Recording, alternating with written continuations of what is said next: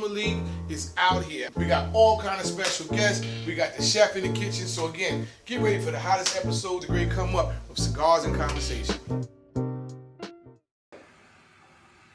What's up? It's your main man, Mr. Malik. We right here at the Royal Cigar Bar and Bistro. I'm excited and ecstatic right now because I got the most powerful queen in the tobacco industry. Jazz Boogie's in the building. She knows tobacco from the inside, the out, the wrapper, the leaf. She knows all about it. We call that aficionado.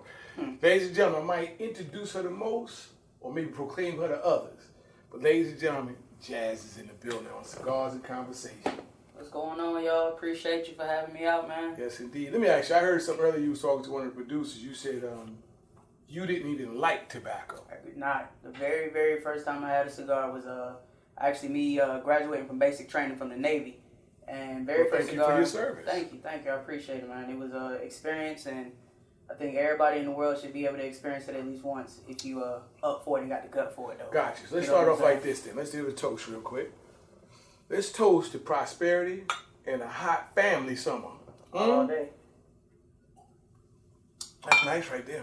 Mm-hmm. Sweet. We call it the royal candy. It's kind of sweet because a lot of times people don't understand, like, help me talk about cigars, notes, because you always got that guy.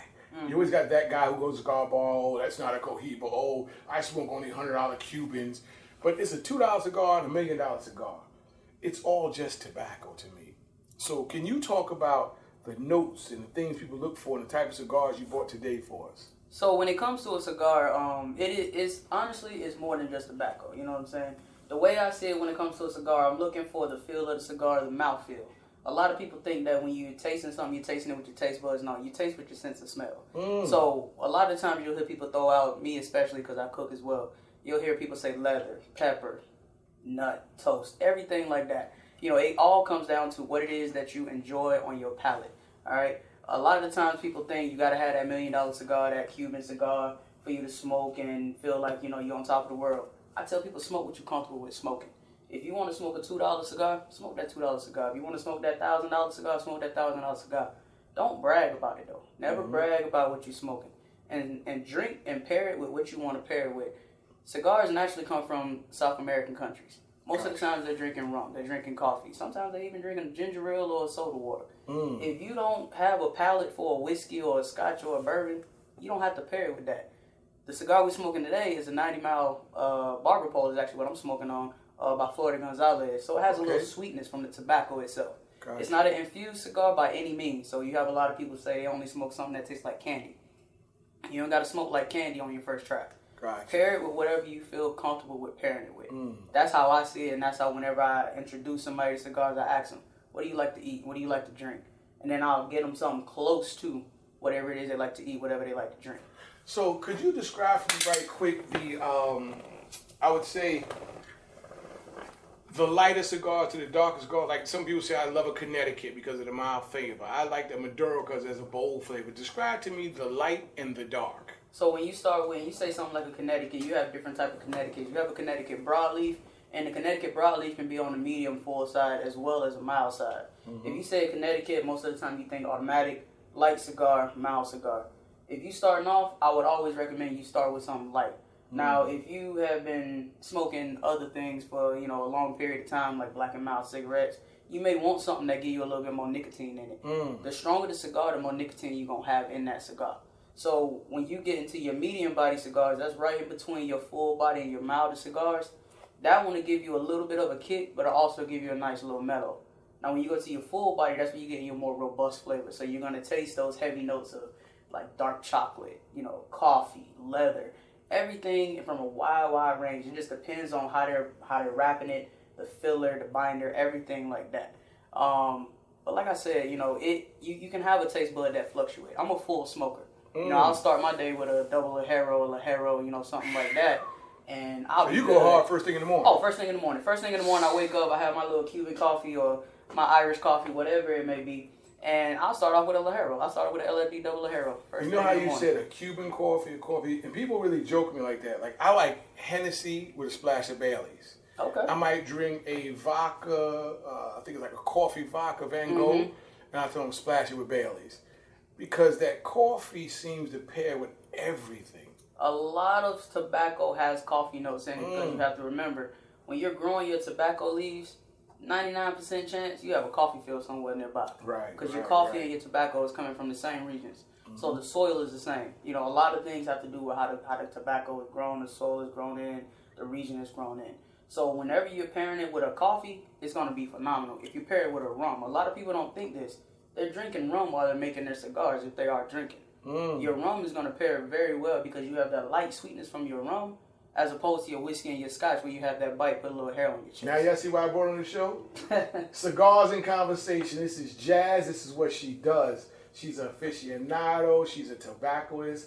What other names do they call people around the humidor that understand the way of the world of the humidor? Oh man, you can be an aficionado, a tobacconist. You can be a cigar tender.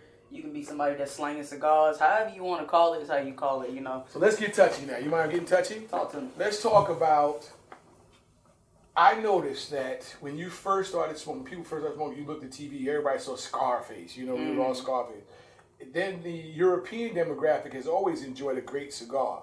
Lately, the African American culture has went and gravitated for cigars very heavy, especially during the pandemic. Yeah. They said it grew like a $1.something billion in our community. And that's like cigar bars are trying to pop up every 5 minutes. And to me, it's not a get-rich-quick thing. It's a culture for me. I've been smoking for years. I used to think I was the only brother out here smoking until one day I went to a cigar bar. I used to be the only one who looked like me in a cigar bar until I found like your such and such smokes or this place or that place. And I walk in and I said, okay, this is beautiful. And I want to spend my money in them directions sometimes. You know what I mean? Yeah. So can you help me understand what happened and how did our culture get into it? Like, it seemed like when we get our hands on something, it goes to the moon. So for me, like I said, it was one of those, it was thrusted upon me by my stepdad. You know, he gave me my first cigar, graduated basic training. You know, he's like, here, smoke this. And I'm like, okay. Didn't like it. I'm not going to lie. I did not like it. It took me about 2-3 months before I smoked another cigar. And, you know, I feel like when it comes to, you know, our community, African-American community, you know, when we get our hands on something, you know, we tend to make it better. You know, we tend to make it an experience. And it's not saying that, you know, we haven't been smoking cigars for years and years and years. It's just one of those things where we try to make a brotherhood, a sisterhood, a family. You know, we make a family of everything we do. You know, I'm a part of 2 cigar clubs. You know, I'm gonna speak on them real quick. First one was the Distinguished Ruffians. Okay, that started down in Distinguished Ruffians. Distinguished Ruffians. Yes. Okay. That started down in Florida, and you know, I was hearing a lot about it. I knew a lot of people in it.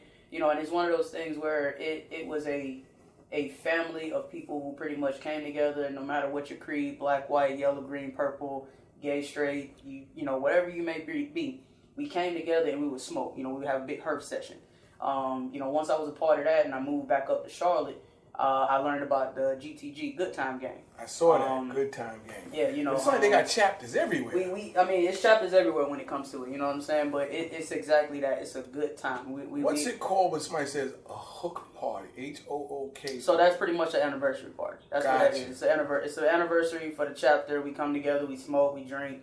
You know, we just about a good time, good life, enjoying each other.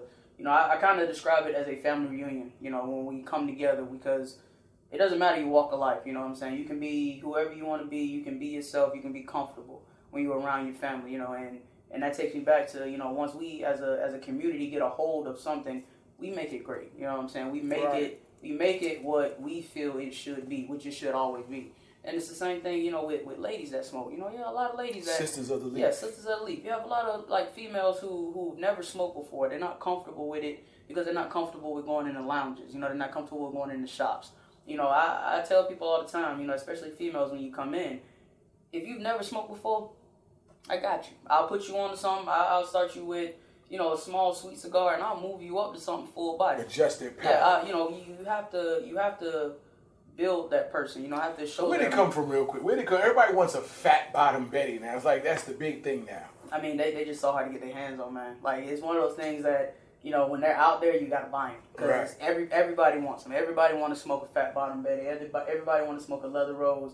You know, they want to smoke the newest and the greatest thing. And don't get me wrong, they have a nice flavor on them.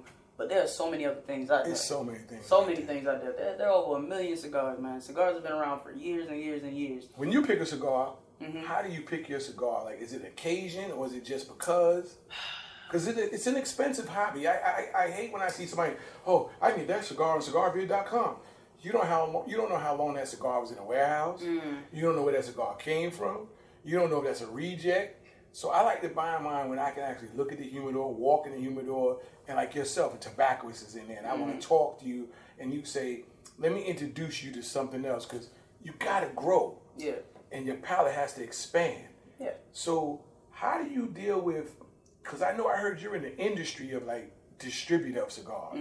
So how do you break into a market and introduce new stuff?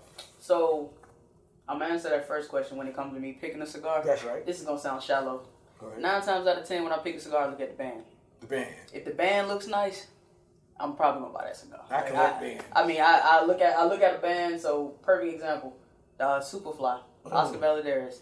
Superfly is my favorite movie of all time. That's right. I saw that cigar. I was like, I got to get this cigar. I saw it. It turned out to be a phenomenal smoke. You know, it's in my top 5. It is in my top 5. But you know, usually when I pick a cigar, if I'm not fully aware of the company, I'll take my time and I'll look it up. You know, I'll spend an hour in a lounge or in a shop just looking at cigars. You know what I'm saying? If I'm working, I'll look up the cigar. I've never seen the cigar, but the best way for you to figure out if you like it or not is to smoke it. You have to smoke it. You know, you can't go off of what somebody is telling you the cigar tastes like or how they feel about the cigar. You have to smoke the cigar. Okay. You know, if you don't smoke it, you'll never know if you like it or not, and it's that simple. Gotcha. And the other piece was, how do you break into the markets? Like, how do you introduce? Well, I need Fat by the Betty. I only want to sell Placencia. I want David Dogs. But people are saying there's tiers to this game. So you have to understand that if you're going to be in the cigar industry, and especially when you're distributing cigars, and you're selling cigars, and you have a lounge, you have to buy the cigars that other people want to smoke. That's right. You can't just buy what you would smoke. If it was up to me, I would only have full body cigars in my shop. But I know that people in the world are not going to only want full body cigars. You have to buy what your consumers want. You have to do your research. You have to look and see what's selling.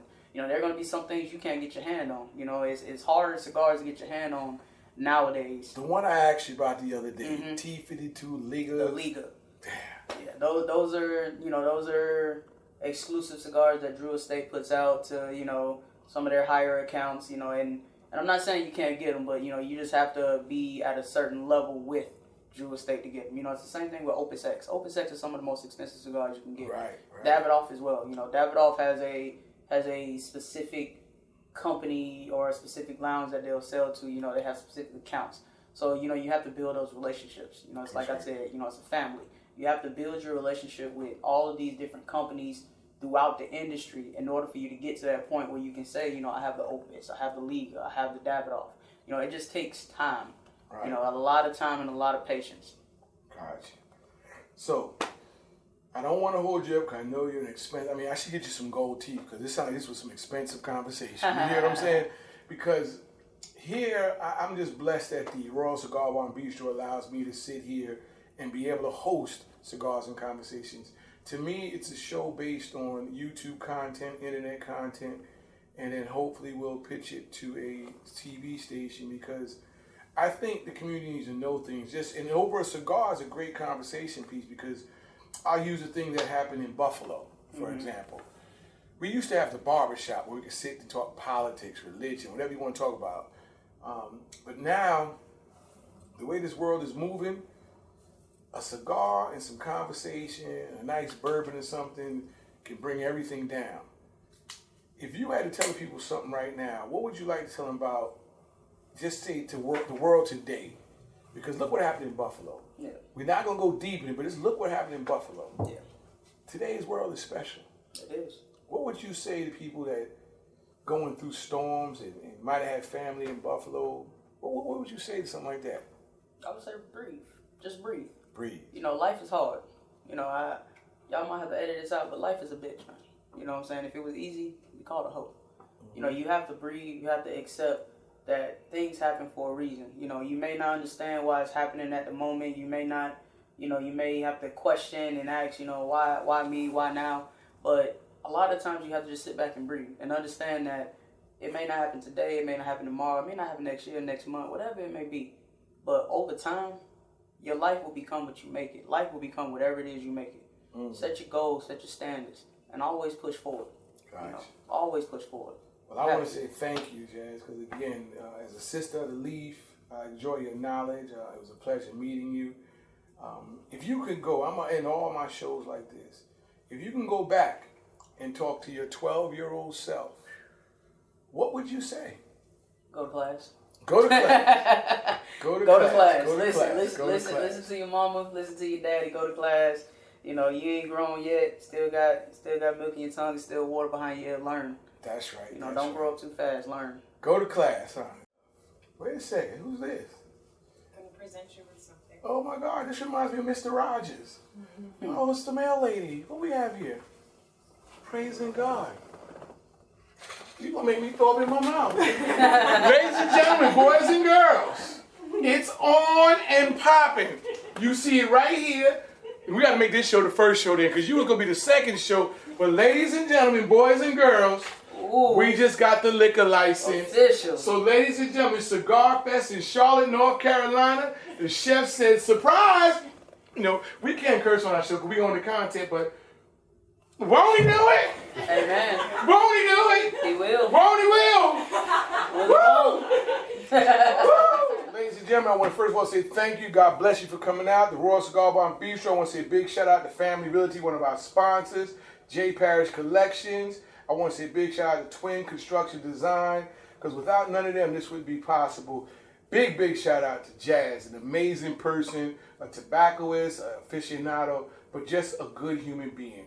Jazz, anything you want to say to people before we leave? Hey, I just want to say Royal Cigar Bar and Bistro. And Bistro. You official. Official. Official. Liquor license just came in. We got food. God bless you. Good night. And as I always say in the hood, won't he do it? Will he won't? Won't he will?